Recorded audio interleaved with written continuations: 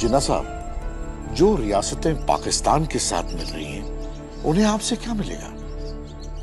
Your Highness, I've made my position very clear. मैं उन्हें हिंदुस्तान से कई ज्यादा सहूलियत देने के लिए तैयार हूं।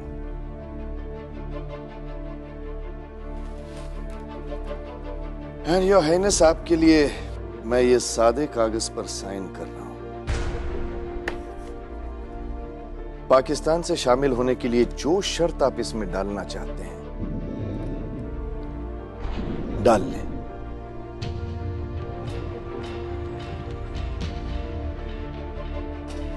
थैंक यू जिन्ना साहब। अगर जोधपुर पाकिस्तान के साथ मिल जाए तो कराची पोर्ट हमें इस्तेमाल करने दें।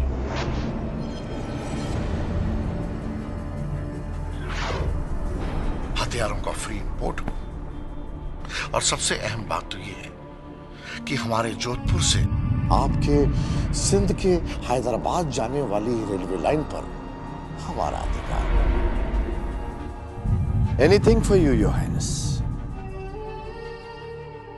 युवराज, जोधपुर की तरह आपकी भी सरहद हमारी सरहद से मिलेगी। तो क्या जोधपुर की तरह जैसलमेर भी पाकिस्तान से नहीं मिलेगा? हम पाकिस्तान से जुड़ सकते हैं जिन्ना साहब, पर हमारी एक कंडीशन है। जब भी हमारे राज्य में हिंदुओं और मुसलमानों का झगड़ा होगा, तब क्या आप न्यूट्रल रहेंगे? ये कैसा सवाल है महाराज कुमार? हिंदू और मुसलमानों के बीच कोई झगड़ा होगा, फसाद होगा, ये ऐसी बात सोचना भी फिजूल। Your Highness, as long as the central government in India is weak, we are both strong. I have signed on the dotted lines. You fill in the conditions. मैं शुक्रगुजार हूं जिन्ना साहब का कि इतना बड़ा प्रस्ताव उन्होंने मेरे सामने रखा। मैं बहुत जल्द सोचकर अपना फैसला आपको बता दूंगा।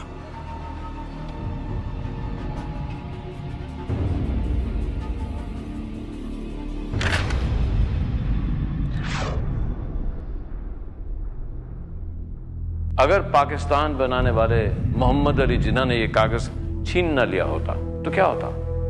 आज जिसे हम हिंदुस्तान कहते हैं, उसका चेहरा कुछ ऐसा हो सकता था।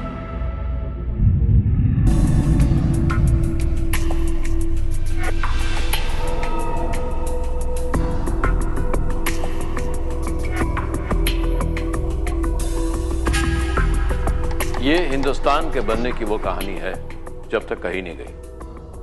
स्वागत है आपका प्रधानमंत्री में।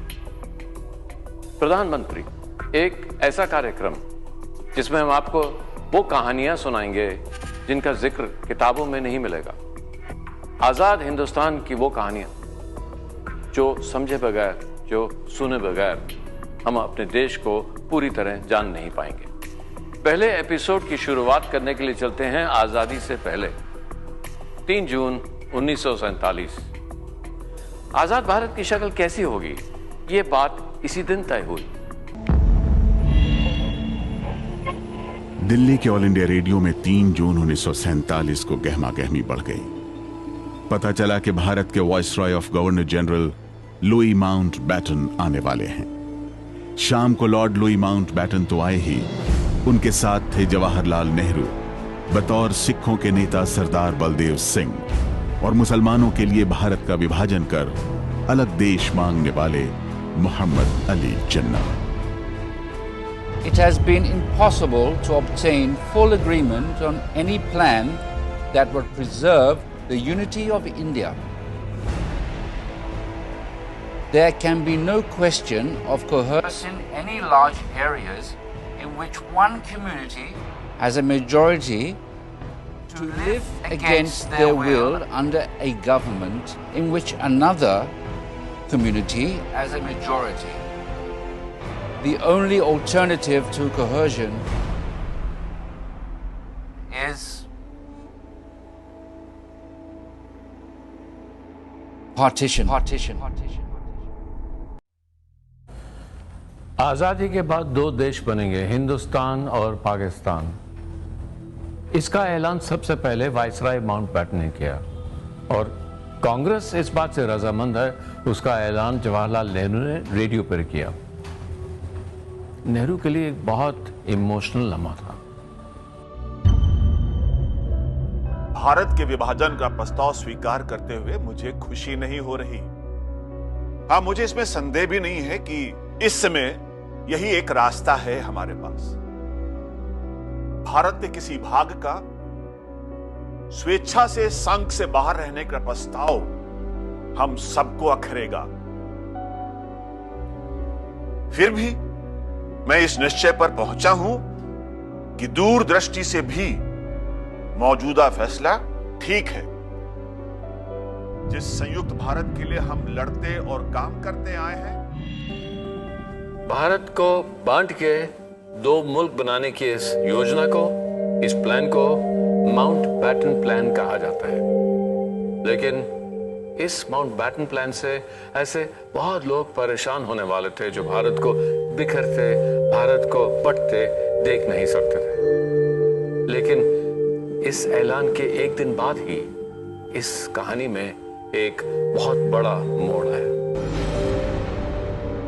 4 जून 1947 तब के लेजिस्लेटिव असेंबली और आज के संसद भवन में माउंटबैटन ने प्रेस कॉन्फ्रेंस बुलाई थी। यह प्रेस कॉन्फ्रेंस कितनी अहम होने वाली थी, इस बात का अंदाजा इससे लगाया जा सकता है कि वायसरॉय माउंटबैटन 3 जून की रात देर तक प्रेस कॉन्फ्रेंस की मॉक ड्रिल करते रहे थे। दुनिया भर से 300 पत्रकार माउंटबैटन से भारत के भविष्य के बारे में सवाल करने के लिए इकट्ठा हुए थे।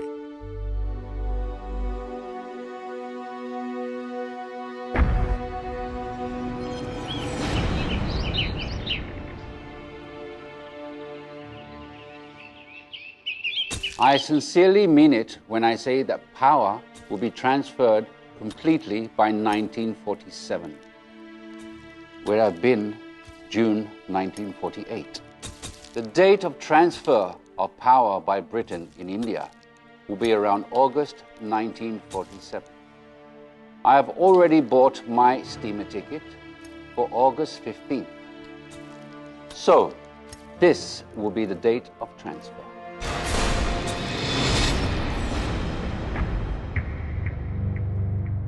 यह बात चौंकाने वाली इसलिए थी कि पहले अंग्रेज जून 1948 तक भारत छोड़कर जाने वाले थे और अब माउंटबैटन ने यह घोषणा कर दी थी कि महज 72 दिनों में बंटवारा भी होगा और आजादी भी मिल जाएगी। आजादी का देर या सवेर आना तो तय था, लेकिन 15 अगस्त 1947 को आजादी मिलने की घोषणा के साथ ही एक बड़ा सवाल उठ खड़ा हुआ, जिसका जवाब ढूंढे बगैर आजादी बेमानी थी। सवाल यह था कि आखिरकार कितने मुल्क आजाद हो रहे थे, 2 या फिर 565?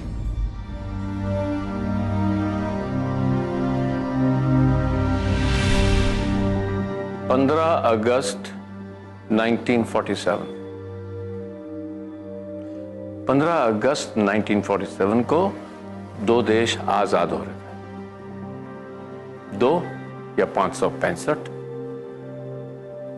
इतिहास की किताबों में आपको इस बात का जिक्र बहुत कम मिलेगा, लेकिन इस देश की आजादी से कुछ ही दिन पहले महात्मा गांधी, जवाहरलाल नेहरू और सरदार पटेल के सामने 2 समस्याएं बहुत बड़ी खड़ी थीं।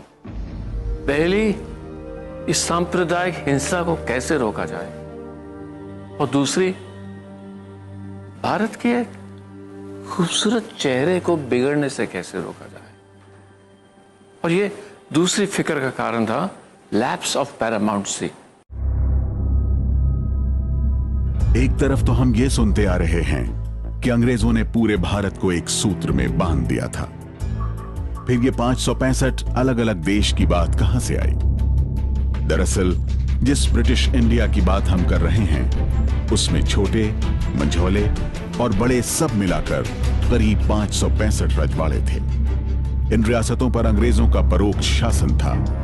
इन राजाओं की अपनी फौज, अपनी पुलिस, अपना कानून और कुछ की अपनी करेंसी तक होती थी। इन रजवाड़ों ने ब्रिटेन की राजगद्दी की गुलामी कबूल कर ली थी, जिसे पैरामाउंटसी कहते थे। अब जब अंग्रेज जा रहे थे तो उन्होंने कहा कि पैरामाउंटसी भी खत्म हो जाएगी और सभी रजवाड़े अपना भविष्य खुद तय करने के लिए स्वतंत्र होंगे। राजस्थान में सिरोही रियासत हुआ करती थी। सिरोही रियासत के मौजूदा उत्तराधिकारी रघुवीर सिंह जी को 1947 की घटनाक्रम याद है। उसके बाद में जब ब्रिटिश आए तब उनके साथ हमारी संधियां हुई। What was the context of the treaty rights, the treaties between the Indian states and British India and the British?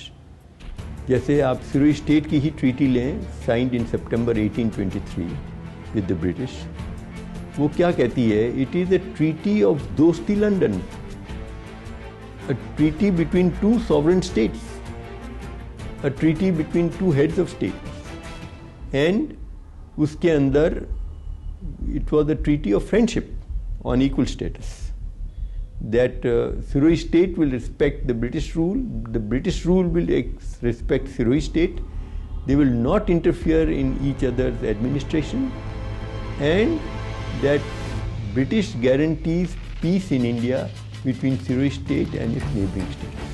एक बात की मैं तारीफ करता हूँ, हालांकि वो विदेशी थे, कि जब ब्रिटिश पार्लियामेंट ने इंडियन इंडिपेंडेंस एक्ट पास किया, in that they were 100% fair. उन्होंने क्या पास किया? Our treaty rights with the Indian states are hereby terminated and they revert to status quo ante. जो इनकी परिस्थिति हमारे साथ संधि करने से पूर्व थी, वहाँ वो वापस पहुँचते हैं, means they become sovereign independent states. उन्होंने हमारे साथ उसके अंदर कहीं दगाखोरी नहीं की, मैं तो नहीं मानती। ट्रीटी, अग्रीमेंट, समझौते, ये सब तो सही है, लेकिन रजवाड़ों पे ब्रिटेन की पूरी हुकूमत रही। लेकिन जाने से पहले ब्रिटेन ने अपना सुर बदल लिया। उन्होंने कहा कि वो रियासतें जो खुद में आजाद रहना चाहती हैं, वो आजाद रह सकती हैं। इसका नतीजा ये हुआ कि हमें आजादी तो मिल रही थी, लेकिन देश बिखर रहा था, और पाकिस्तान बनाने वाले मोहम्मद अली जिन्ना इस बात का पूरा फायदा उठाने में लग गए।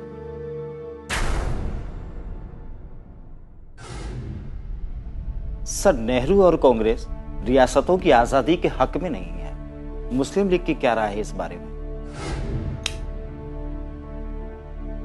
नेहरू को दिन में सपने देखने की बुरी आदत है। हमारे लिए लैप्स ऑफ पैरामाउंटसी का सीधा मतलब यह है कि आप चाहें तो पाकिस्तान में रहिए या हिंदुस्तान में, और अगर आप आजाद रहना चाहते हैं तो आजाद रहिए। ज्योग्राफिकल प्रॉक्सिमिटी या राय शुमारी का कोई मतलब नहीं है, जैसा कि कांग्रेस कह रही है। जो फैसला करेंगे राजा करेंगे, नवाब करेंगे। ब्रिटेन की ट्रीटी उन्हीं के साथ थी। जिन्ना हिंदुस्तान की रियासतों को बगावत करने के लिए उकसा रहे थे। उनका मकसद था हिंदुस्तान हमेशा कमजोर रहे। इस हालात में एक ऐसे व्यक्ति थे जो हिंदुस्तान की मदद कर सकते थे, और वो थे लॉर्ड लुई माउंटबेटन। दरअसल वाइसरॉय माउंटबेटन भविष्य में जीने वाले व्यक्ति थे। उन्हें इस बात की बहुत फिक्र थी कि आने वाली पीढ़ी उन्हें किस नजर से देखेगी। बंटवारे की घोषणा से पहले ही चारों तरफ खून खराबा हो रहा था। सिर्फ कोलकाता शहर में ही 5000 लोग मारे गए थे। माउंटबेटन को ऐसा लगा कि इस खून खराबे के लिए इतिहास उन्हें भी जिम्मेदार ठहराएगा। वीपी मेनन वाइसरॉय के सलाहकार थे। मेनन माउंटबेटन के इस दर्द को जानते थे। मेनन ने अपनी किताब the story of integration of Indian states में एक घटना का जिक्र करते हुए कहा, मैंने माउंटबेटन से कहा कि बंटवारे के घाव पर वो मरहम लगा सकते हैं अगर इन रियासतों को वो भारत में मिलाने में मदद करें। भारत की आने वाली पीढ़ियां उन्हें भारत को जोड़ने वाले शख्स के रूप में देखेंगी। मुझे लगता है कि यह बात भावुक माउंटबेटन को छू गई।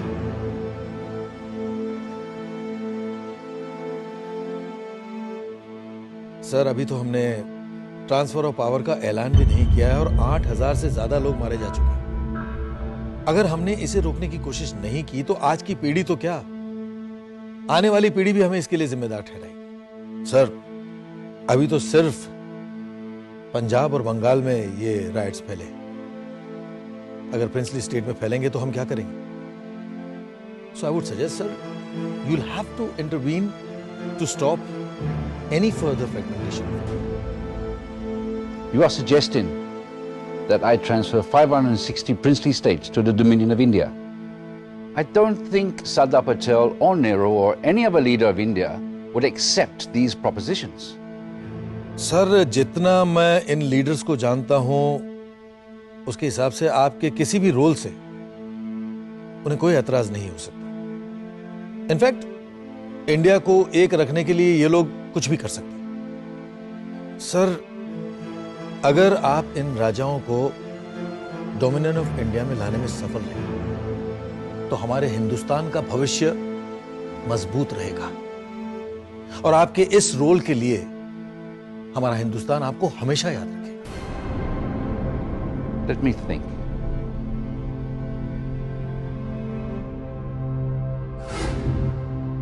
जल्द ही वॉइसरॉय माउंटबेटन ने अपनी सहमति दे दी। सरदार पटेल से वॉइसरॉय माउंटबेटन की मुलाकात हुई।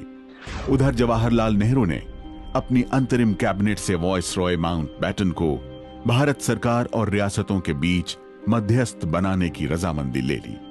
Because he was member of the British royal family, इसलिए इंडियन स्टेट्स के रूलर्स को उनके साथ इंटरेक्ट करना, उनसे घनिष्ठ दोस्ती रखना वो स्वाभाविक था।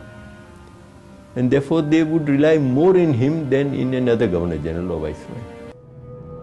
लॉर्ड माउंटबेटन हिंदुस्तान के पक्ष में खड़े हो गए। उससे हिंदुस्तान का पलड़ा तो भारी हो गया, लेकिन वही व्यक्ति जिन्होंने लॉर्ड माउंटबेटन को मनाया था, जिन्होंने उनको राजी किया था, वीपी मेनन, उनमें एक डर सा बैठ गया। देश आजाद हो रहा है और तुम रिटायर होके आजाद होना चाहते? सर 30 साल से काम कर रहा हूं, कभी सोचा भी नहीं था कि आजाद भारत में सांस ले सकूंगा, पर अब यह सपना पूरा हो गया तो सोचा कि अब रिटायरमेंट ले लेना चाहिए। वैसे आप जानते भी हैं कि पूरी उम्र मैंने अंग्रेजों के साथ काम किया है। मैंने अंग्रेजों की नौकरी तुम्हारी तरह सरकारी नौकरी करने वाले हजारों हिंदुस्तानियों की मजबूरी थी। अब ये देश तुम लोगों की मदद के बिना नहीं चल सकता। ये वक्त थकने का और रिटायर होकर रास्ते से अलग हटने का नहीं। सर क्या आप हम पर 100% भरोसा कर पाएंगे?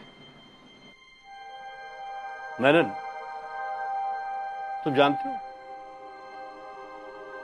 अंग्रेज जिस हाल में हिंदुस्तान आए थे उसी हाल में हिंदुस्तान को छोड़ के जा रहे हैं। एक टूटा हुआ बिखरा हुआ भारत, कश्मीर से कन्याकुमारी तक कितने राजा महाराजा है? यही करीबन 565 या 564। नीयत क्या है उनकी? इनमें से सैकड़ों एक आजाद मुल्क बनने का ख्वाब देख रहे हैं। उन्हें अंग्रेज चाहिए, ब्रिटेन की गुलामी उन्हें मंजूर है, लेकिन हमारे साथ बैठना वो अपनी तौहीन समझते हैं। ऐसे लोगों को भारत का भाग्य विधाता नहीं बनने देंगे। और एक बात याद रखना मैनन, 15 अगस्त 1947 को देश आजाद हो रहा है, लेकिन कश्मीर से कन्याकुमारी तक को एक धागे में बांधने का काम हमको साथ मिलकर करना है। कश्मीर से लेकर कन्याकुमारी को एक सूत्र में बांधना यही सबसे बड़ी चुनौती थी। 565 राजा रजवाड़े थे और उनमें से ज्यादातर बड़े रजवाड़े अपनी रियासत को आजाद देश बनाने का सपना देख रहे थे। भारत की लोकशाही से उन्हें डर लग रहा था। उन राजाओं को लग रहा था कि उनकी सारी आजादी छिन जाएगी। सरदार पटेल, जवाहरलाल नेहरू और माउंट बैटन की देखरेख में वीपी मेनन ने इंस्ट्रूमेंट ऑफ एक्सेशन यानी रियासतों के विलीनीकरण के कागजात तैयार किए। राजा महाराजाओं को सबसे पहले इन्हीं कागजात पर हस्ताक्षर करने को कहा गया। इंस्ट्रूमेंट ऑफ एक्सेशन साइन करने को कहा। यह उनको हिंदुस्तान में शामिल करने का एक कॉन्ट्रैक्ट था, लेकिन राजा महाराजा के इरादे कुछ और थे। वो अपनी ही आजादी के ख्वाब देख रहे थे।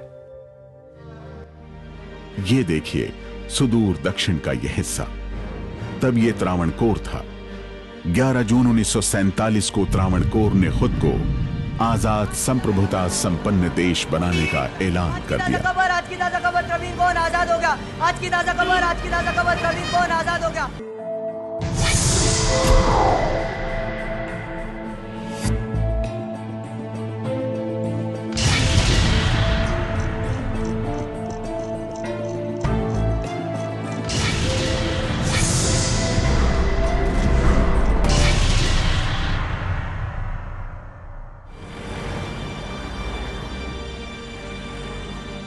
समृद्ध त्रावणकोर रियासत के बगावती ऐलान के ठीक एक दिन बाद 12 जून 1947 को हैदराबाद ने विरोध का बिगुल बजा दिया। 12 जून 1947 को हैदराबाद ने अपनी रियासत को 15 अगस्त के बाद आजाद मुल्क बनाने का ऐलान किया। हैदराबाद के अलग होने का मतलब था पूरे दक्षिण भारत का संबंध उत्तर भारत से टूट जाता। संयुक्त स्वतंत्र भारत का सपना बिखर रहा था। हालात की गंभीरता को देखते हुए रियासती मामलों के लिए एक अलग मंत्रालय का गठन किया गया। सरदार उसके मंत्री बने और वीपी मेनन सेक्रेटरी। मंत्री बनने के बाद 5 जुलाई 1947 को सरदार वल्लभ भाई पटेल ने ऑल इंडिया रेडियो के जरिए इन राजाओं से संपर्क साधा।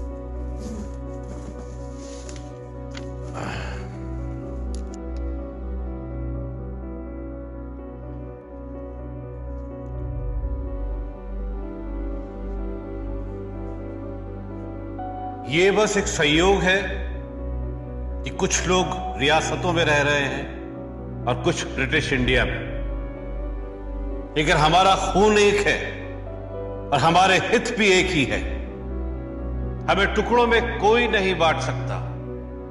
हमारे बीच कोई सरहद बाधा नहीं बन सकती। इसलिए मेरा सुझाव है कि हम दोस्तों की तरह साथ बैठकर कानून बनाएं, ना कि बेगानों की तरह समझौते करें। मैं रियासत के राजाओं और वहां की प्रजा को कॉन्स्टिट्यूएंट असेंबली की सभा में आमंत्रित करता हूं। जय हिंद। पटेल राजाओं को, नवाबों को बहुत नरमी से समझाने की कोशिश कर रहे थे, लेकिन सरदार पटेल जिन लोगों के विचार में, जिन लोगों की सोच में बदलाव लाने की उम्मीद कर रहे थे, वहां कुछ नहीं बदला। उल्टा वो राजा, वो नवाब जो कॉन्स्टिट्यूएंट असेंबली में भी शामिल हो चुके थे, वो भी अब इंस्ट्रूमेंट ऑफ एक्सेशन साइन करने से कतरा रहे थे। 15 अगस्त को सिर्फ 46 दिन बाकी थे। अभी भी ज्यादातर बड़ी रियासतें हिंदुस्तान में शामिल होने के लिए तैयार नहीं थी। अब इस हाल में पूरा दारोमदार माउंट बैटन के हाथ में था। माउंट बैटन पर नेहरू, पटेल और मेनन ने बहुत बड़ा दांव खेला था। इनका दांव सही बैठेगा या नहीं, इसकी परीक्षा 25 जुलाई 1947 को होनी थी। उस दिन एडमिरल लॉर्ड माउंट बैटन ने अपने सारे तमगे लगाए, ब्रिटेन के राज परिवार से अपने रिश्ते के तमाम प्रतीकों का इस्तेमाल किया और वॉइसरॉय हाउस से निकले, उस वक्त के लेजिस्लेटिव काउंसिल की ओर, जिसे अब संसद भवन कहते हैं। लेजिस्लेटिव काउंसिल हाउस में 100 से ज्यादा राजा महाराजा, नवाब माउंट बैटन का इंतजार कर रहे थे। माउंट बैटन उस दिन देसी राजाओं को संबोधित करने वाले थे।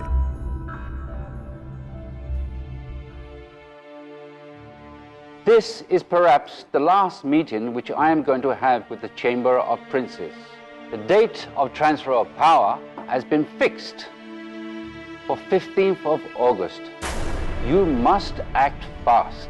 Let us face the facts. You cannot run away from the Dominion government, which is your neighbor, any more than you can run away from your subjects, for whose welfare you are responsible for. Jodhpur के तत्कालीन राजा हनवंत सिंह की आधिकारिक जीवनी लिखने वाले Jodhpur university के पूर्व vice chancellor professor Lakshman Singh Rathore 25 जुलाई 1947 के दिन को भारत के एकीकरण में सबसे अहम मानते हैं। माउंटबेटन ने एक्सटेम्पोर स्पीच दिया और कहते हैं कि वो स्पीच माउंटबेटन के जीवन का एक सबसे महत्वपूर्ण स्पीच था, जिसमें माउंटबेटन ने ये नहीं कहा कि आप हिंदुस्तान में रहो या पाकिस्तान में रहो। उसने तो एडवांटेजेस बताए, लाभ क्या होगा। ज़्यादातर देशी रियासतें जो टेरिटरी हिंदुस्तान में रहेगी उसी में है, और जोग्राफिकल भूगोलिक स्थिति को देखते हुए और जनता के हित को ध्यान में रखते हुए आप अपना विलीनीकरण करें। तो ये संकेत क्लियर था कि आप डोमिनियन ऑफ इंडिया में जो है अपना विलीनीकरण करें। माउंटबेटन के रुख से भारत को फायदा तो काफी हुआ। जैसे ही राजा महाराजाओं ने देखा कि उनको ब्रिटेन से कोई मदद नहीं मिलने वाली, काफी रियासतों ने भारत में शामिल होने का फैसला किया, लेकिन इससे भारत की एकता को बनाए रखने की चुनौती अभी खत्म नहीं हुई थी।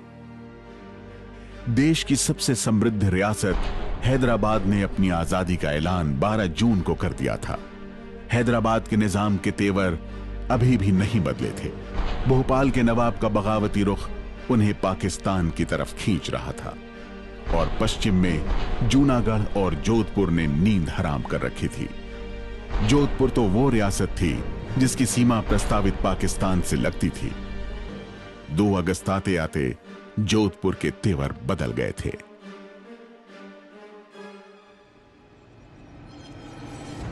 एक अगस्त को भी वो सहमत थे।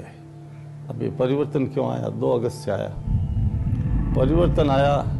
एक तो थी special concessions. Nawab of Bhopal और बड़ौदा विलीनीकरण के लिए कुछ स्पेशल कंसेशंस चाहते थे, जो स्टेट्स डिपार्टमेंट ने स्वीकार नहीं किया। अब महाराजा जोधपुर भी स्पेशल कंसेशंस चाहते थे, और अब उनको मालूम हो गया कि ये स्वीकार नहीं करेंगे, क्योंकि 2 को उन्होंने अस्वीकार कर दिया।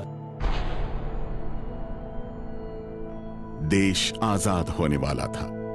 आजादी के साथ जोधपुर और उसके आसपास की रियासत जैसे जैसलमेर पाकिस्तान में जाएगा, इसकी अफवाहें गर्म हो गई थी। इस दौर से गुजरने वाले 2 व्यक्तियों N.K. शर्मा और किशन सिंह भाटी को ऊहापोह का वो दौर याद है। ये प्रकार की घोषणा हो गई कि कोई हिंदुस्तान में रहना चाहता है, स्वतंत्र रहना चाहता है, या पाकिस्तान में मिलना चाहता है। तो 1947 के बाद 15 फरवरी 1949 तक जैसलमेर इस असमंजस में रहा कि हम भारत संघ में मिले या पाकिस्तान में मिले या स्वतंत्र रहें। जोधपुर, जैसलमेर और बीकानेर एक दूसरे की रिश्तेदारी में और रेगिस्तान की एक की रियासतें होने से अच्छे संबंध थे। जोधपुर दरबार रणू सिंह जी ने उस समय पहले तो मर्जर के दस्तखत कर दिए, फिर भावुकता में वीपी मेनन पे उन्होंने पिस्तौल ताना और कहा नहीं, और उन्होंने फिर विद्रोह की तैयारी की। वो चर्चिल से भी मिल के आए और उनको जज गया कि मैं स्टेट मर्ज नहीं करूँगा। उन्होंने आर्म्स और ऑर्डिनेंस की फैक्ट्री भी जोधपुर पोर्ट में खोल दी। उनका इरादा नहीं मिलने का था, और उनको बहुत बड़ी उम्मीद थी कि जैसलमेर बीकानेर मेरा साथ देंगे। इस दौर में जोधपुर, जैसलमेर और बीकानेर की जनता में भी काफी दुविधा थी कि कहीं ये राजा महाराजा कोई गलत फैसला न कर बैठे। इन रियासतों को भारत में मिलाने में लगे वीपी मेनन ने अपनी किताब the story of the integration of Indian states में इस बारे में लिखा है।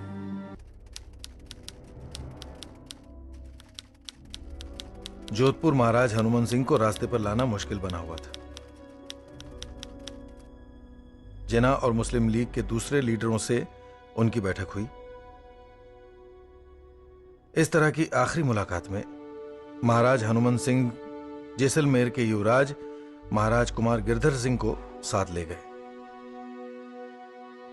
क्योंकि बीकानेर के महाराज उनके साथ जाने के लिए तैयार नहीं हुए और अकेले जाने में उन्हें डर लग रहा था।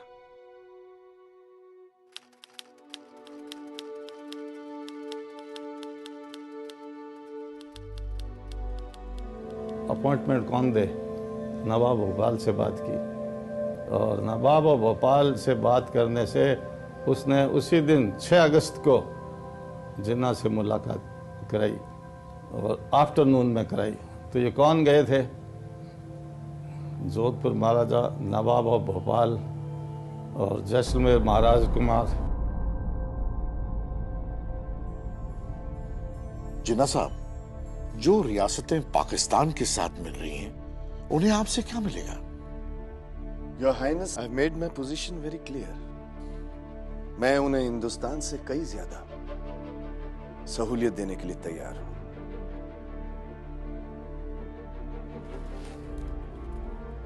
And Your Highness, आपके लिए मैं ये सादे कागज पर साइन कर रहा हूं। पाकिस्तान से शामिल होने के लिए जो शर्त आप इसमें डालना चाहते हैं, डाल लें।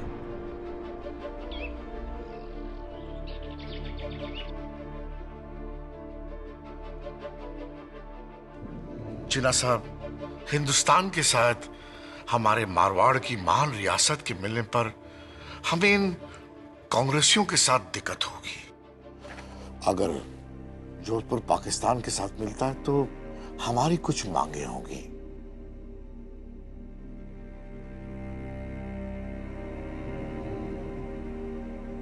योर हाइनेस, मेरा साइन किया हुआ ब्लैंक पेपर आपके हाथ में है।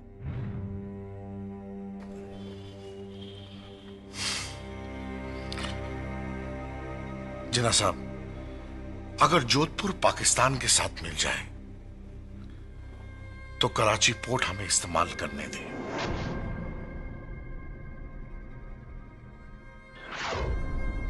हथियारों का फ्री इंपोर्ट हो, और सबसे अहम बात तो यह है कि हमारे जोधपुर से आपके सिंध के हैदराबाद जाने वाली रेलवे लाइन पर हमारा अधिकार हो। आजकल हमारे यहां अकाल फैला हुआ है, प्लीज आप राहत जल्दी भेजें। Anything for you, your highness. युवराज, जोधपुर की तरह आपकी भी सरहद हमारी सरहद से मिलेगी, तो क्या जोधपुर की तरह जैसलमेर भी पाकिस्तान से नहीं मिलेगा?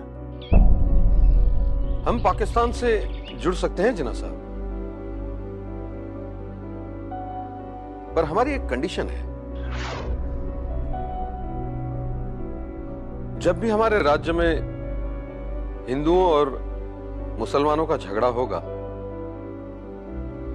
तब क्या आप न्यूट्रल रहेंगे? ये कैसा सवाल है महाराज कुमार? हमारे सपनों के मुल्क पाकिस्तान में ऐसी नौबत कभी नहीं आएगी।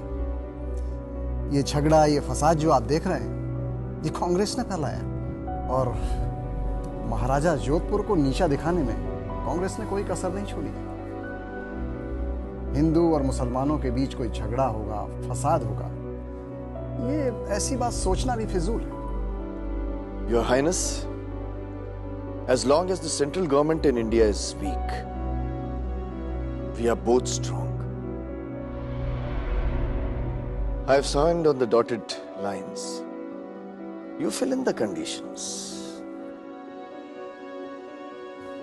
योर हाइनेस महाराजा जोधपुर, जिन्ना साहब को कल कराची जाना है। बेहतर होगा कि पाकिस्तान में शामिल होने के मसौदे पर आप आज ही दस्तखत कर दें।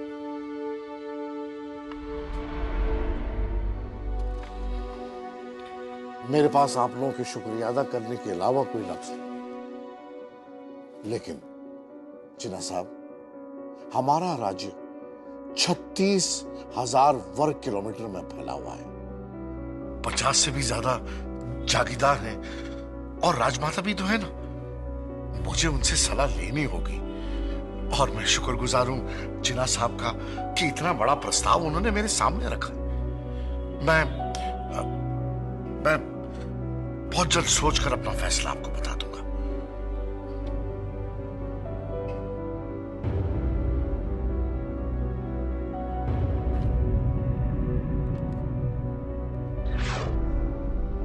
अगर गिरधर सिंह जी सहयोग दे देते तो जोधपुर की नेतृत्व में बीकानेर, जैसलमेर तीनों रियासतें रिवोल्ट करती और हैदराबाद हैदराबाद नवाब तो बीच में था ताकि रिचेस्ट स्टेट थी, वो तो हिंदुस्तान से गिरा हुआ था। रजाकार 3 दिन में समर्पित हो गए। ये जिन्ना के कराची से मिली हुई स्टेट सिंध से इधर रहीम यार खान लगता है, इधर मीरपुर हैदराबाद, सीधा पाकिस्तान लगता। पाक आर्मी का सपोर्ट होता तो ये आराम से हिंदुस्तान में मिलने का काम नहीं हो सकता था। हिंदुस्तान के एकीकरण में आधा राजस्थान चला जाता। इन रियासतों को फौज के द्वारा जीतना बहुत मुश्किल होती, या तो पूरा पाकिस्तान जीता जाता, जो मुश्किल था उस समय। तो इन रियासतों को जो पाकिस्तान की सीमा से जुड़ी हुई थी, पाकिस्तान से मिल करके ये करती तो हिंदुस्तान के लिए, और शायद इनको देख करके अन्य रियासतें भी सहयोग करती कि नहीं करती भारत के एकीकरण का, इतिहास ही बदल जाता।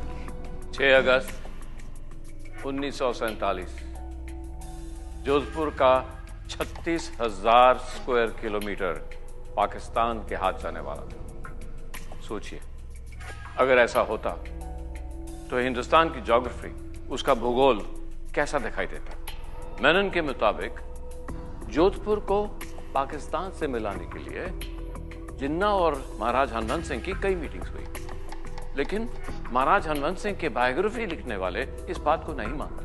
उनके मुताबिक 6 अगस्त की मीटिंग उनकी पहली और आखिरी मीटिंग थी, जिसके बाद महाराज हनवंत सिंह जोधपुर वापस चले गए और फिर 9 अगस्त को लॉर्ड माउंटबेटन के बुलाने पर दिल्ली वापस आए। ट्रांसफर ऑफ पावर में माउंटबेटन ने सिर्फ 4 लाइनें लिखी है उसमें कि ये वार्तालाप मैंने सीक्रेट रखी है, और ये वार्तालाप संभवतः वही हुई है कि आपने जिन्ना से क्या बात की, और माउंटबेटन ने ये सलाह दी कि आप पटेल से मिलो 9 अगस्त को। तो 9 अगस्त को महाराजा मिले नहीं, अपनी फ्लाइट से वापस यहाँ आ गए, और 10 अगस्त संडे को महाराजा दिल्ली गए पटेल से मिलने। सरदार पटेल को जोधपुर के दीवान के जरिए हनवंत सिंह के इरादों का पता चल गया था। सरदार के कहने पर ही माउंटबेटन ने महाराजा हनवंत सिंह को दिल्ली बुलाया था। अब जोधपुर को बचाने का पूरा दारोमदार सरदार पटेल पर था।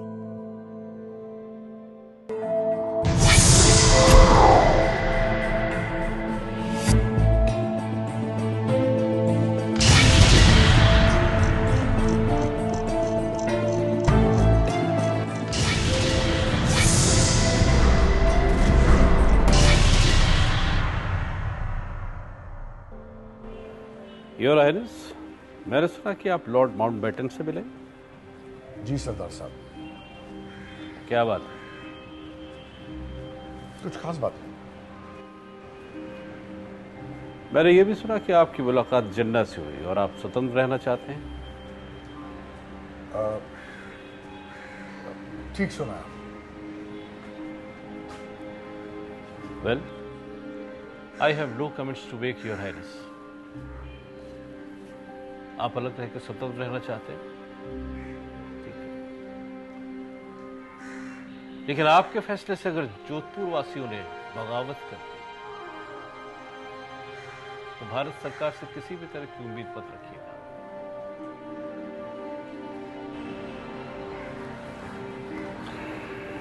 पर जिन्ना साहब हमें काफी रियायत दी,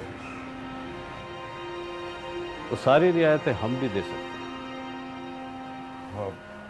मगर वो जोधपुर से कराची की रेलवे लाइन का क्या हुआ?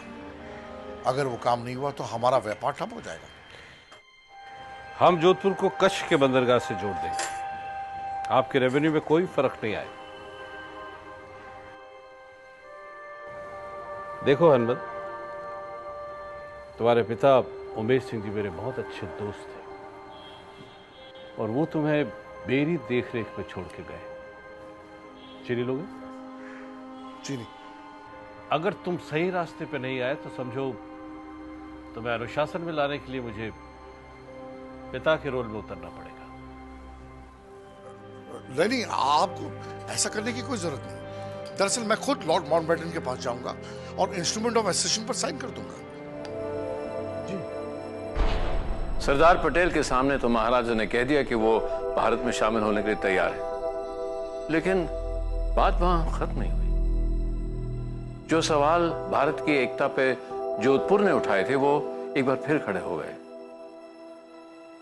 11 अगस्त 1947 सुबह 10 बजे महाराज हनवंत सिंह वाइसरॉय लॉज पहुंचे। Stop bloody nonsense, man. I refuse to take your dictation. मुझे किसी की डिक्टेशन पसंद नहीं है, समझे? योर हाइनेस, आप ये बच्चों वाली हरकत ना करें। मैं तुम्हें कुत्ते की मौत मारूंगा, कुत्ते की। अगर तुमने जोधपुर की प्रजा को भूखा मारा तो I'll shoot you like a dog. Your highness, अगर आपने मुझे मारने की कोशिश की तो ये आपकी बड़ी भूल होगी। अच्छा? आप समझौते को रद्द भी तो कर सकते हैं। मुझे सिखाएगा क्या करना?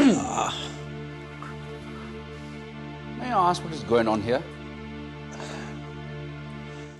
He was trying to shoot me, sir. Don't worry. It's just a jest of a young man. You will get what you have been promised to you. Now, may I have the pistol? This is a gift from my side to you, sir. Thank you. Handmade, I see. Yes. You may now sign the instrument of accession. Okay. May I? अब ये यहाँ पर कहानी शुरू होती है। मेनन तो लिखता है कि महाराजा ने मुझे रिवॉल्वर दिखाया और कहा कि मार दूंगा। महाराजा के पास में जो है पिस्टल पेन ही था, जो बटन दबाने से, क्योंकि महाराजा साइंटिफिक टेक्नोलॉजी का बहुत होशियार आदमी था, खुद के ही बनाया हुआ था, बटन दबाने से वो पिस्टल की तरह आती थी। तो महाराजा ने जो शब्द कहे वो क्यों कहे, वो इसलिए कहे कि मेनन जो है रिलक्टेंट था, वो स्पेशल कंसेशंस देने में, जो पटेल एक दिन पहले एग्री कर चुका था। वो लेटर भी उसके पास में था और वो चाहता था कि मैं इसको दस्तखत करवा लूँ। आखिरकार 11 अगस्त को, यानी आज़ादी से सिर्फ 4 दिन पहले, महाराजा हनवंत सिंह ने इंस्ट्रूमेंट ऑफ एक्सेशन पर दस्तखत कर ही दिया। लेकिन महाराजा का असली इरादा क्या था, उस पे तो आज भी विवाद है। यदि आप एक छोटा मकान बेचते हैं तब भी 10 जगह पूछते हैं कि इसकी प्राइस क्या है, बार्गेनिंग करते हैं। तो वो तो पूरी स्टेट विलीनीकरण कर रहे थे, जो भारत की 30 नंबर लार्जेस्ट स्टेट थी, जिसका 36,000 स्क्वायर माइल एरिया था। तो जब पूरी स्टेट विलीनीकरण कर रहे हैं तो स्टेट का मालिक कुछ तो जनता के लिए नेगोशिएट करेगा। आज़ादी से महज 4 दिन पहले ही जोधपुर भारत में शामिल हुआ। ये जो शक्ल आप अपने देश की आज देख रहे हैं, ये आज़ादी से 4 दिन पहले तक ही बिल्कुल बिखरी हुई थी। हैदराबाद, भोपाल, जूनागढ़, जम्मू और कश्मीर, ये रियासतें भारत में शामिल होने के लिए तैयार नहीं थी। इन रियासतों को भारत में शामिल कैसे किया, ये आज़ाद भारत की सबसे अहम कहानियों में से एक है, जो आज तक अनकही है। ये कहानी अगली बार। लेकिन जाते जाते एक बात और, महाराजा हनवंत सिंह ने वीपी मेनन साहब के ऊपर पिस्तौल जरूर तानी थी, लेकिन उनकी कड़वाहट कुछ वहीं खत्म हो गई। यहां तक कि महाराजा हनवंत सिंह ने वीपी मेनन साहब को जोधपुर से चुनाव लड़ने के लिए भी कहा, लेकिन मेनन साहब ने मना कर दिया।